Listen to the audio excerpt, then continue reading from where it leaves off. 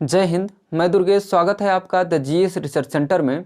आज हम बात करने वाले हैं भारत में उपस्थित विभिन्न प्रकार के न्यायालयों के बारे में, जिसके अंतर्गत देखेंगे परिवार न्यायालय, ग्राम न्यायालय, चलित न्यायालय, लोक अदालत, न्याय पंचायत और जनपदीय न्याय व्यवस्था क्या है, इन सब के बारे में चर्चा करेंगे। और ये टॉपिक भी काफ़ी ज़्यादा इंटरेस्टिंग है, यहाँ से परीक्षाओं में कई बार प्रश्न भी पूछे गए हैं। तो आप देखेंगे भारत में जो न्यायालय हैं, जैसे सुप्रीम कोर्ट हो गया, हाई कोर्ट या जिला न्यायालय, यहाँ पे काफ़ी ज़्यादा मुकदमे लंबित पड़े रहते हैं और सबकी सुनवाई टाइम से नहीं हो पाती। कभी कभी होता है कि कुछ मुकदमे 10 साल, 20 साल, 50 साल चलते हैं, या कुछ होते हैं मुकदमा लड़ने वाला मर भी जाता है, उसके आने वाली पीढ़ियाँ भी मुकदमा लड़ती रहती हैं, तब कहीं जाके निर्णय हो पाता है, यानी टाइमिंग काफ़ी ज़्यादा लग जाती है। और कभी कभी होता है कि जो छोटे छोटे मुकदमे हैं, जिनको 2-4 सुनवाइयों में ही जिनका निर्णय किया जा सकता है, उन मुकदमों में भी काफ़ी ज़्यादा टाइम लग जाता है, चूँकि ये जो बड़े मुकदमे हैं इसी की वजह से नंबर ही नहीं आ पाता। तो इन्हीं सब समस्याओं को देखते हुए, यानी जो इतना ज़्यादा वर्कलोड है सुप्रीम कोर्ट, हाई कोर्ट या जिला न्यायालय पे, इनका वर्कलोड कम करने और ये जो छोटे छोटे मुकदमे हैं इनको जल्दी से निपटाने के उद्देश्य से छोटे छोटे न्यायालयों की स्थापना भारत में की गई, ताकि ये जो छोटे छोटे मुकदमे हाई कोर्ट, सुप्रीम कोर्ट तक चले जाते हैं, जिसकी वजह से वर्कलोड बढ़ता रहता है, तो ये समस्याएं नहीं आएंगी, क्योंकि काफ़ी ज़्यादा मुकदमे छोटे छोटे न्यायालयों में ही सुलझा दिए जा सकते हैं। तो इसी उद्देश्य से देखेंगे छोटे छोटे न्यायालयों की स्थापना की गई, जिसमें देखेंगे परिवार न्यायालय, ग्राम न्यायालय, ये सब जो स्थापित किए गए हैं इसी उद्देश्य से स्थापित किए गए हैं कि जो छोटे मोटे मैटर्स हैं उनको आराम से यहीं पे ही निपटा दिया जाए। जिसके अंतर्गत आप देखेंगे परिवार न्यायालय यानी फैमिली कोर्ट। सबसे पहले यही देखते हैं, फैमिली कोर्ट यानी परिवार न्यायालय। ये जो परिवार न्यायालय है, इसके लिए परिवार न्यायालय अधिनियम 1985 पारित किया गया था। कौन सा अधिनियम? 1985 में परिवार न्यायालय अधिनियम 1985 में पारित किया गया था।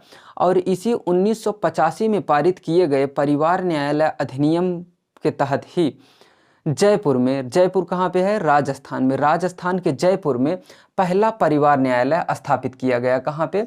राजस्थान के जयपुर में। ठीक, राजस्थान के जयपुर में देश का पहला परिवार न्यायालय स्थापित किया गया। और ये किस अधिनियम के तहत? परिवार न्यायालय अधिनियम 1985 के तहत। 1985 में परिवार न्यायालय अधिनियम पारित किया गया था। और यही अधिनियम जब पारित किया गया तो जयपुर में देश का पहला परिवार न्यायालय स्थापित किया गया।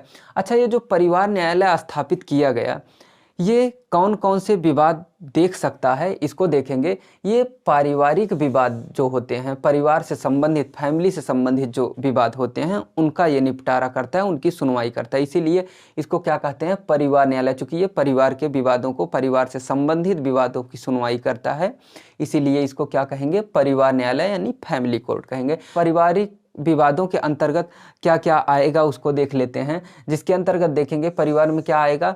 विवाह, तलाक हो गया, भरण पोषण, उत्तराधिकार का मामला हो गया, या बच्चों के संरक्षण का मामला, या संपत्ति के संरक्षण का मामला हो गया। ये सब क्या है? ये सब फैमिली से संबंधित हैं, परिवार से संबंधित हैं। इसीलिए ये सब किस में जाएंगे? परिवार न्यायालय में इन सब की सुनवाई होगी। तो किस किस से संबंधित? देखिए, यहाँ से प्रश्न पूछा जा सकता है कि निम्न में से कौन सा मुकदमा परिवार न्यायालय से संबंधित नहीं है। तो आपको इन सब चीज़ों के बारे में पता रहेगा कि कौन कौन सा संबंधित है, तो आप जल्दी से आइडेंटिफाई कर लेंगे। ठीक, तो परिवार न्यायालय के अंतर्गत क्या क्या? विवाह, तलाक, भरण पोषण, उत्तराधिकार, बच्चों का संरक्षण, संपत्ति का संरक्षण आदि से संबंधित मामला कहाँ पे जाएगा? परिवार न्यायालय में। और देखेंगे इसका उद्देश्य क्या है कि जल्दी से, यानी शीघ्रता से मैटर को सुलझा दिया जाए, जल्दी से सुलझा दिया जाए, यानी टाइम को बचा लिया जाए, जिसको न्याय मिलना है उसको जल्दी से मिल जाए। और ये जो परिवार न्यायालय निर्णय देता है, जो समझौता कराता है, अगर आप इससे संतुष्ट नहीं हैं, सेटिस्फाई नहीं है परिवार न्यायालय के द्वारा दिए गए निर्णय या परिवार न्यायालय के द्वारा करवाए गए समझौते से, तो आप अपील भी कर सकते हैं। दिए गए निर्णय, कराए गए समझौते के विरुद्ध आप अपील कर सकते हैं। और वो अपील कहाँ पे करेंगे? उच्च न्यायालय यानी हाई कोर्ट में आप अपील कर सकते हैं। और जो हाई कोर्ट में अपील करेंगे आप, उच्च न्यायालय में जो अपील करेंगे, इसकी सुनवाई कम से कम 2 जज मिलके करेंगे, यानी 2 जजों की पीठ या 2 जजों के बेंच मिलके इसकी सुनवाई करेंगे। और देखेंगे अनुच्छेद 136 में बताया गया है कि परिवार न्यायालय का जो निर्णय आएगा, परिवार न्यायालय के निर्णय के विरुद्ध आप अनुच्छेद 136 के तहत सुप्रीम कोर्ट में भी अपील कर सकते हैं। तो यहाँ से भी प्रश्न पूछा जा सकता है कि परिवार न्यायालय के निर्णय के विरुद्ध अपील आप कहाँ पे कर सकते हैं। तो आप अपील सुप्रीम कोर्ट और हाई कोर्ट दोनों कर सकते हैं, जिसमें देखेंगे अनुच्छेद 136 के तहत सुप्रीम कोर्ट में अपील कर सकते हैं। बाकी आप परिवार न्यायालय के निर्णय के विरुद्ध हाई कोर्ट में भी अपील करेंगे। जब हाई कोर्ट में अपील करेंगे तो कम से कम 2 जज मिल के निर्णय देंगे, यानी 2 जजों की बेंच मिल के निर्णय देगी। ठीक है, अब देखते हैं ग्राम न्यायालय। ठीक, ग्राम न्यायालय, ये जो ग्राम न्यायालय है, इस ग्राम न्यायालय को स्थापित करने के लिए सन 2008 में केंद्र सरकार द्वारा ग्राम न्यायालय अधिनियम सन 2008 में पारित किया गया। कब? 2008 में ग्राम न्यायालय अधिनियम। इसको ध्यान रखेंगे किस अधिनियम के तहत स्थापित किए जा रहे हैं। ठीक है, तो ग्राम न्यायालय अधिनियम 2008 में किसके द्वारा पारित किया गया? केंद्र सरकार के द्वारा। इसको ध्यान देंगे कि ग्राम न्यायालय अधिनियम किसके द्वारा पारित किया गया है? केंद्र सरकार के द्वारा। यहाँ पे कंफ्यूज नहीं होंगे कि ग्राम न्यायालय है तो राज्य सरकार पारित करेगा। ठीक है, इसीलिए इसको लिखे हैं कि ग्राम न्यायालय जो अधिनियम 2008 में पारित किया गया वो केंद्र सरकार के द्वारा पारित किया गया। और 2008 में पारित किए गए ग्राम न्यायालय अधिनियम को लागू कब किया गया? तो 2 अक्टूबर 2009 को, 2 अक्टूबर यानी गांधी जयंती को ग्राम न्यायालय अधिनियम जो 2008 में पारित किया गया था उसको लागू किया गया। ठीक, तो यहाँ से प्रश्न पूछा जा सकता है कि कब लागू किया गया ग्राम न्यायालय अधिनियम 2008 को। ठीक, तो 2 अक्टूबर 2009 को ये लागू किया गया, यानी प्रभावी हुआ। और इसका उद्देश्य क्या था? ग्राम न्यायालय अधिनियम जो स्थापित किया गया, ग्राम न्यायालय का उद्देश्य था कि गांव में सस्ती और सुलभ न्याय व्यवस्था उपलब्ध कराई जा सके। और ये जो ग्राम न्यायालय है इसमें जज साहब कौन होते हैं? तो देखेंगे प्रथम श्रेणी के जो मजिस्ट्रेट होते हैं, फर्स्ट क्लास के जो मजिस्ट्रेट होते हैं वो क्या होंगे? ग्राम न्यायालय के न्यायाधीश होंगे। और ये जो मजिस्ट्रेट होते हैं, फर्स्ट क्लास के जो मजिस्ट्रेट होते हैं, इनकी नियुक्ति राज्य सरकार करती है। और किसके परामर्श पे? हाई कोर्ट के परामर्श पे। ठीक है, इसको ध्यान देंगे कि किसके परामर्श पे नियुक्ति होती है? तो हाई कोर्ट के परामर्श पे नियुक्ति कौन करेगा? राज्य सरकार नियुक्त करेगा। किस न्यायालय के न्यायाधीश को? ग्राम न्यायालय के न्यायाधीश को हाई कोर्ट के परामर्श पे राज्य सरकार के द्वारा नियुक्त किया जाता है। और किसे नियुक्त किया जाता है? प्रथम श्रेणी के मजिस्ट्रेट को यहाँ पे न्यायाधिकारी के रूप में नियुक्त किया जाता है। ठीक है, और ये जो ग्राम न्यायालय है ये कौन कौन से मुकदमे देख सकता है?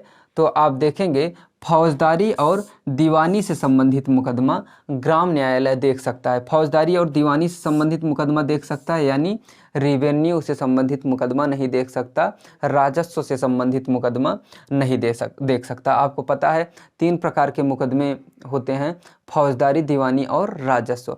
और अगला देखेंगे चलित न्यायालय। चलित न्यायालय यानी मोबाइल कोर्ट। ठीक, मोबाइल का मतलब क्या होता है? चलित होता है, ये चलने फिरने वाला, उसको क्या कहेंगे? मोबाइल। तो मोबाइल कोर्ट यानी चलित न्यायालय। ये जो चलित न्यायालय है ये क्यों स्थापित किया गया, इसका उद्देश्य क्या था, इसको पहले समझते हैं। ये जो चलित न्यायालय है, देखेंगे जो पिछड़े इलाके हैं या दुर्गम जो इलाके हैं जहाँ पे आने जाने की सुविधा कम है, जो पहाड़ी क्षेत्र हैं, उन स्थानों पे न्याय की सुलभ व्यवस्था उपलब्ध कराई जा सके, न्यायिक व्यवस्था का लाभ पहुंचाया जा सके, इसी उद्देश्य से चलित न्यायालय की स्थापना की गई। जैसे भारत में आप हिमाचल प्रदेश ले लें, उत्तराखंड ले लें, जो पहाड़ी क्षेत्र हैं वहाँ पे बस्तियाँ देखेंगे पहाड़ों पे बसी हैं, बहुत दूर दूर बस्तियाँ हैं, यानी काफ़ी ज़्यादा दुर्गम इलाके हैं जहाँ पे आना जाना काफ़ी ज़्यादा कठिन हो जाता है। तो अगर किसी की सुनवाई महीने में 2 बार 3 बार हो गई तो वो आ ही जा नहीं पाएगा। इसी उद्देश्य से मोबाइल कोर्ट की स्थापना की गई कि जहाँ पे आने जाने की सुविधा नहीं है, जो दुर्गम इलाके हैं, जो बहुत ज़्यादा पिछड़े इलाके हैं, वहाँ के लोग आ जा नहीं पाएंगे न्यायालय में, तो न्यायालय खुद ही चल के उनके यहाँ चला जाए। मोबाइल कोर्ट में क्या होता है, चूँकि इसमें एक 4 व्हीलर रहेगी जिसमें एक जज साहब रहेंगे, एक सरकारी वकील रहेंगे और उनकी सिक्योरिटी रहेगी। 4 व्हीलर से वो आपके घर जाएंगे, आपके क्षेत्र में जाएंगे और जो मैटर रहेगा उसकी सुनवाई करेंगे और वहीं पे निर्णय आपको देके चले आएंगे। यानी जो दुर्गम इलाके हैं, जो बहुत ज़्यादा पिछड़े इलाके हैं, जहाँ से लोग नहीं जाना चाहते या नहीं जा पाते, उनको न्याय दिलवाने के उद्देश्य से किसकी स्थापना की गई? चलित न्यायालय की। इसमें चलित न्यायालय में खुद ही जज साहब चल के चले जाते हैं, सुनवाई कर देते हैं, ठीक है। और देखेंगे जो पहला चलित न्यायालय भारत में स्थापित किया गया वो 4 अगस्त सन 2007 को। कब? 4 अगस्त सन 2007 को हरियाणा में है, मेवात जिला। क्या है हरियाणा में? हरियाणा में एक जिला है मेवात जिला, और इस मेवात जिला में है पुन्हाना, ठीक। पुन्हाना में पहला चलित न्यायालय स्थापित किया गया था। कब? 4 अगस्त सन 2007 को। तो देखिए ये भी पूछ सकता है कि किस राज्य में पहला चलित न्यायालय स्थापित किया गया, तो हरियाणा। ऑप्शन में कभी कभी मेवात भी दे सकता है और पुन्हाना दिया गया था। जो प्रश्न पूछा गया था वो उसमें दिया गया था कि कहाँ पे स्थापित किया गया, तो पुन्हाना में, ठीक। तो पुन्हाना में देश का पहला चलित न्यायालय स्थापित किया गया और ये पुन्हाना हरियाणा के मेवात में स्थित है, ठीक है। और इसका उद्घाटन कौन किया था? उस समय के CJI यानी चीफ जस्टिस ऑफ इंडिया, यानी भारत के जो मुख्य न्यायाधीश थे, सुप्रीम कोर्ट के जो मुख्य न्यायाधीश थे, KG बालकृष्णन। क्या नाम था? KG बालकृष्णन। इन्होंने ही उसकी उद्घाटन किया था, इस चलित न्यायालय का उद्घाटन किया था।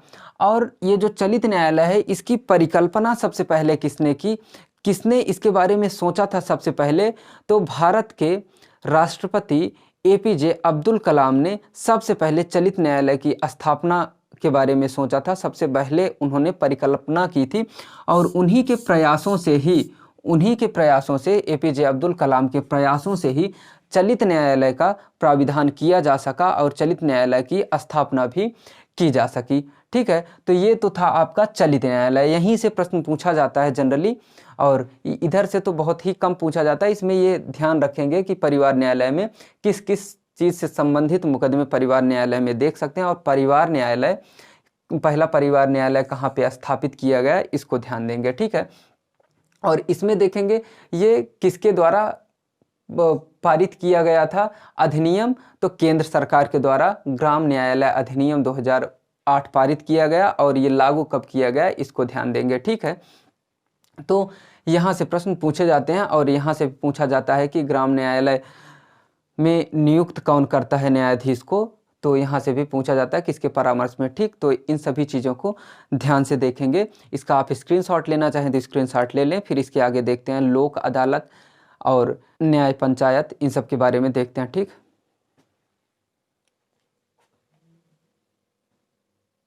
आइए अब देखते हैं लोक अदालत और न्याय पंचायत के बारे में। लोक अदालत, लोक का मतलब क्या होता है? जनता। तो इसको क्या कहेंगे? जनता का अदालत। इसी लोक अदालत को क्या कहेंगे? जनता का अदालत, या इसी को क्या कहेंगे? लोक अदालत कहेंगे। ये जो लोक अदालत है इसका उद्देश्य तीव्र और सहजता से न्याय उपलब्ध कराना है, यानी टाइम को बचा के जल्दी से और सरल ढंग से न्याय को उपलब्ध करा दिया जाए। यही उद्देश्य होता है किसका? लोक अदालत का, यानी जनता के अदालत का यही उद्देश्य होता है। इसी उद्देश्य से इसको स्थापित किया गया। और देखेंगे जो देश का पहला लोक अदालत स्थापित किया गया वो 6 अक्टूबर 1985 को दिल्ली में स्थापित किया गया। कहाँ पे? दिल्ली में 6 अक्टूबर 1985 को देश का पहला लोक अदालत दिल्ली में स्थापित किया गया। और ये जो पहला लोक अदालत दिल्ली में स्थापित किया गया इसकी अध्यक्षता PN भगवती ने किया था। PN भगवती कौन थे? ये CJI थे, यानी chief justice of India. Bharat के जो मुख्य न्यायाधीश यानी सुप्रीम कोर्ट के जो मुख्य न्यायाधीश होते हैं उनको क्या कहेंगे? CJI कहेंगे। तो ये PN भगवती मुख्य न्यायाधीश भारत के थे जिन्होंने इसकी अध्यक्षता की थी। जो पहला लोक अदालत दिल्ली में स्थापित किया गया था वो किसकी अध्यक्षता में? PN भगवती की अध्यक्षता में स्थापित किया गया था 6 अक्टूबर 1985 को। और इसके जो पीठासीन अधिकारी होते हैं, पीठासीन अधिकारी यानी सबसे बड़ा अधिकारी जो इस लोक अदालत के होते हैं, यानी जो मुख्य न्यायाधीश लोक अदालत के होते हैं उनको क्या कहेंगे? पीठासीन अधिकारी। और जो पीठासीन अधिकारी इस लोक अदालत में नियुक्त किए जाते हैं ये या तो वर्तमान में न्यायाधीश रहेंगे या रिटायर्ड न्यायाधीश यानी सेवानिवृत्त न्यायाधीश को भी पीठासीन अधिकारी बनाया जा सकता है, या प्रतिष्ठित विधिक व्यक्ति को भी पीठासीन अधिकारी बनाया जा सकता है। किसे किसे? वर्तमान में जो न्यायाधीश हैं, वर्तमान न्यायाधीश या सेवानिवृत्त यानी रिटायर्ड न्यायाधीश, या प्रतिष्ठित विधिक व्यक्ति को, विधिक व्यक्ति यानी जिसको विधि का अच्छा नॉलेज हो, अच्छी जानकारी हो, उसको क्या कहेंगे? विधिक व्यक्ति। तो या तो विधिक व्यक्ति को किसी बना सकते हैं पीठासीन अधिकारी, या वर्तमान न्यायाधीश या सेवानिवृत्त न्यायाधीश को लोक अदालत का पीठासीन अधिकारी बनाया जा सकता है। और जो इसके सदस्य होते हैं, सदस्य देखेंगे इसमें टोटल 3 सदस्य होते हैं, जिसमें ये अन्य सदस्य में देखेंगे मुख्य कौन हो गया? पीठासीन अधिकारी हो गए। तो जो अन्य 2 सदस्य बच रहे हैं वो कौन होते हैं? एक तो अधिवक्ता होता है यानी जो वकील होते हैं, और दूसरा एक सामाजिक कार्यकर्ता होता है। तो इसमें कुल कितने सदस्य होते हैं? 3 होते हैं। तो मुख्य तो पीठासीन अधिकारी हो गया, और 2 कौन कौन हुए? अधिवक्ता यानी वकील और एक सामाजिक कार्यकर्ता, ये इसके सदस्य होते हैं। ठीक है। और ये जो मैटर देखता है ये कौन कौन से मुद्दे देख सकता है, किस किस विवाद को देख सकता है? तो देखेंगे वैवाहिक, पारिवारिक और सामाजिक झगड़े, यानी जो विवाह, शादी विवाह से संबंधित झगड़े हों, परिवार से संबंधित जो झगड़े हों, और सामाजिक झगड़े जो समाज में झगड़े होते हैं, इन सभी झगड़ों से संबंधित विवादों को देख सकता है। और किराया से संबंधित विवाद, और वाहनों का चालान, अगर कभी किसी के बाइक का चालान हो जाए या किसी भी गाड़ी का चालान हो जाए तो वो कहाँ पे जाता है? लोक अदालत में जाता है। तो वाहनों का चालान या किराया और बीमा आदि से भी संबंधित जो मुकदमे होते हैं वो कहाँ पे? लोक अदालत पे जाता है। लोक अदालत में उसकी सुनवाई होती है, लोक अदालत उसको सुन सकता है। तो कहाँ कहाँ से? वैवाहिक, पारिवारिक, सामाजिक झगड़े, 3 ये झगड़े हो गए, और किराया, वाहनों का चालान और बीमा आदि से संबंधित मुकदमों को ये सुनता है, और मैत्रीपूर्ण ढंग से समझौता करवाता है। ठीक, मैत्रीपूर्ण ढंग से उस विवाद का निपटारा करवाता है। कौन? लोक अदालत करवाती है। और देखेंगे ये ऐसे आपराधिक मामलों को छोड़ के जिनमें समझौता नहीं हो सकता, तो वो भले ही वैवाहिक झगड़ा हो या पारिवारिक हो या सामाजिक हो, तो ऐसे मुकदमे को लोक अदालत नहीं देखेगा। लोक अदालत ऐसे मुकदमे की सुनवाई नहीं करेगा जहाँ पे समझौता होने की गुंजाइश ना हो, जहाँ पे समझौता ना हो सके। ठीक है। तो सामान्य रूप से वैवाहिक, पारिवारिक और सामाजिक झगड़ों को सुनेगा, लेकिन अगर समझौता होने की संभावना है, समझौता होने लायक है, तभी सुनेगा। अगर समझौता होने की स्थिति में नहीं है तो नहीं सुनेगा लोक अदालत। ठीक, तो वो लोक अदालत के बाहर चला जाएगा।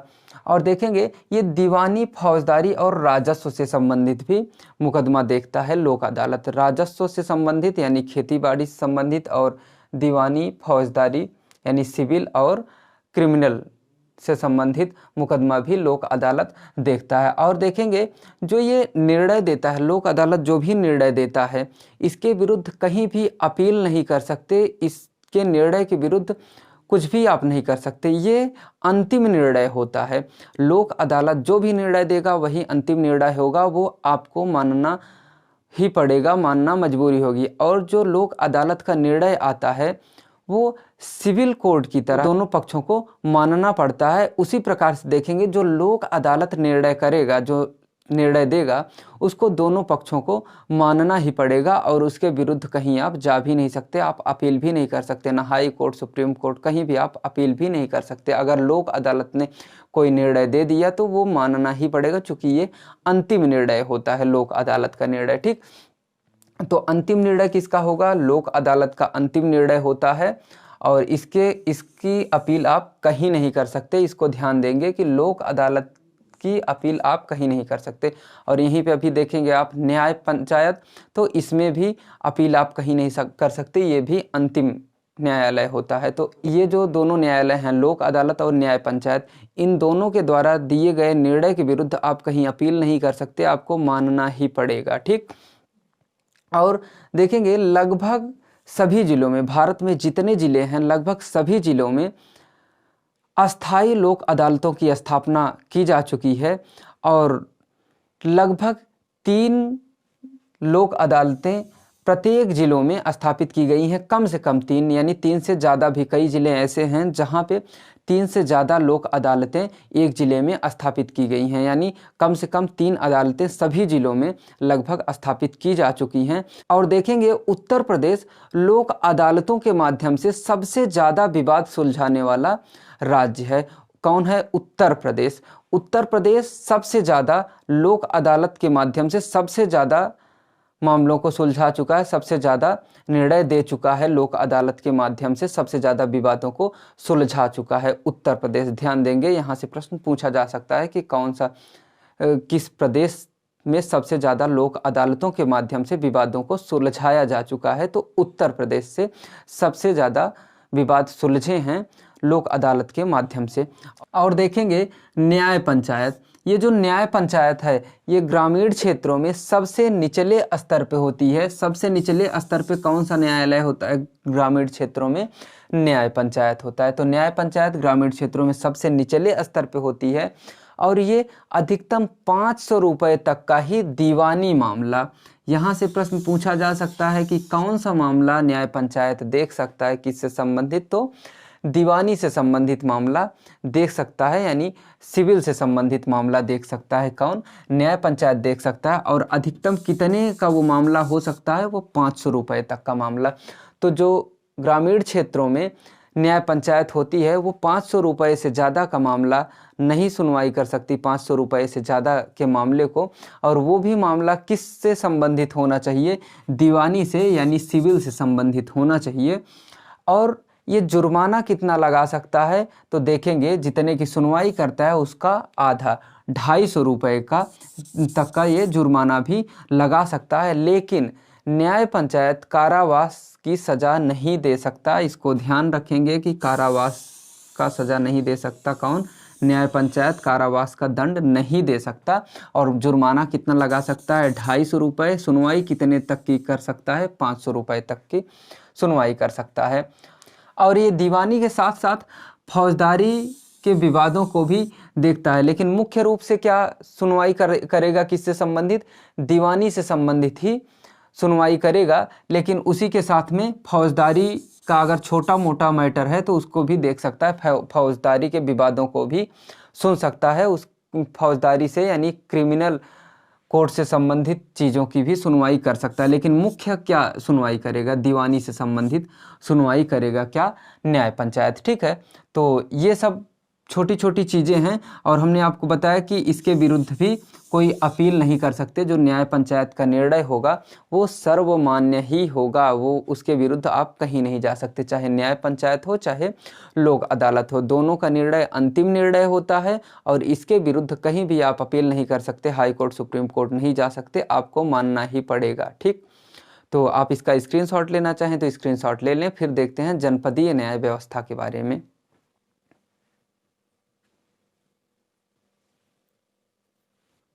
आइए अब देखते हैं जनपदीय न्याय व्यवस्था यानी डिस्ट्रिक्ट जुडिशियल सिस्टम के बारे में। आप देखेंगे प्रत्येक जिले में 3 प्रकार के न्यायालय होते हैं: दीवानी न्यायालय, फौजदारी न्यायालय और राजस्व न्यायालय। 3 प्रकार के न्यायालय होते हैं। जो दीवानी न्यायालय है इसको सिविल कोर्ट, फौजदारी न्यायालय को क्रिमिनल कोर्ट और राजस्व न्यायालय को रेवेन्यू कोर्ट के नाम से जाना जाता है। ये जो दीवानी न्यायालय है इसमें सबसे बड़ा जिला न्यायाधीश का न्यायालय होता है। उसके बाद क्या होगा? अपर जिला न्यायाधीश का न्यायालय। अपर जिला न्यायाधीश देख रहे हैं, पद जितना छोटा नाम उतना बड़ा होता जा रहा है। ठीक, तो जिला न्यायाधीश का न्यायालय सबसे बड़ा होता है। उसके बाद अपर जिला न्यायाधीश का न्यायालय होता है। ये किसमें? दीवानी न्यायालय में, यानी सिविल कोर्ट की बात कर रहे हैं। सबसे बड़ा क्या? जिला न्यायाधीश का न्यायालय, फिर अपर जिला न्यायाधीश का न्यायालय। उसके बाद सिविल जज होते हैं। सिविल जज 2 प्रकार के होंगे, सीनियर डिवीज़न और जूनियर डिवीज़न। सीनियर का मतलब बड़ा होता ही है, तो अपर जिला न्यायाधीश के बाद सिविल जज आएंगे। कौन से? सीनियर डिवीज़न वाले सिविल जज। उसके बाद फिर सिविल जज जूनियर डिवीज़न का नंबर आता है। फिर आता है लघुवाद न्यायाधीश होंगे। किसके नीचे होंगे लघुवाद न्यायाधीश? सिविल जज के नीचे होते हैं लघुवाद न्यायाधीश, जिनको खलीफा के नाम से भी जाना जाता है। किसको खलीफा कहते हैं? लघुवाद न्यायाधीश को खलीफा भी कहते हैं। और लघुवाद न्यायाधीश के नीचे देखेंगे अतिरिक्त लघु न्यायालय आता है, यानी लघुवाद न्यायाधीश के नीचे क्या होता है? अतिरिक्त लघु न्यायालय होता है। फिर क्या होता है? न्याय पंचायत। अभी आपने न्याय पंचायत पढ़ा कि न्याय पंचायत दीवानी मामला और फौजदारी मामला दोनों देखता है, लेकिन मुख्य रूप से क्या देखता है? दीवानी मामला देखता है। ठीक, तो यहाँ से क्रम मिलाने को देखता है। कई बार देता है कि आगे पीछे करके दे देता है और उसमें सीक्वेंस मिलाना रहता है, कौन सबसे बड़ा होता है, फिर छोटा कौन होता है, इसलिए ये क्रम याद रखेंगे। सबसे ऊपर क्या? जिला न्यायाधीश का न्यायालय, फिर अपर जिला न्यायाधीश का न्यायालय, फिर सिविल जज सीनियर डिवीजन, सिविल जज जूनियर डिवीजन, फिर लघुवाद न्यायाधीश जिसको खलीफा कहेंगे, फिर अतिरिक्त लघुवाद न्यायालय और न्याय पंचायत। ये तो था दीवानी न्यायालय का। अब देखेंगे फौजदारी न्यायालय यानी क्रिमिनल कोर्ट देखेंगे, तो क्रिमिनल कोर्ट में सबसे ऊपर होता है सत्र न्यायाधीश। ठीक, सत्र न्यायाधीश सबसे बड़े होते हैं फौजदारी न्यायालय में। उसके बाद फिर अपर सत्र न्यायाधीश होते हैं, फिर क्या होते हैं? मुख्य न्यायिक मजिस्ट्रेट होते हैं, और मुख्य न्यायिक मजिस्ट्रेट के नीचे आते हैं अतिरिक्त मुख्य न्यायिक मजिस्ट्रेट, और फिर न्यायालय प्रथम श्रेणी मजिस्ट्रेट। अभी आपने न्यायालय प्रथम श्रेणी मजिस्ट्रेट के बारे में देखा, तो न्यायालय प्रथम श्रेणी मजिस्ट्रेट के नीचे क्या होगा? न्याय पंचायत। न्याय पंचायत भी आपने देखा। तो सबसे नीचे क्या होता है? फौजदारी मामला और दीवानी न्यायालय। दीवानी और फौजदारी न्यायालय में सबसे निचला क्या होता है? न्याय पंचायत होता है। ठीक, न्याय पंचायत ये ग्रामीण स्तर पे, क्षेत्रीय स्तर पे सबसे छोटा होता है, ये न्यायालय का काम करता है।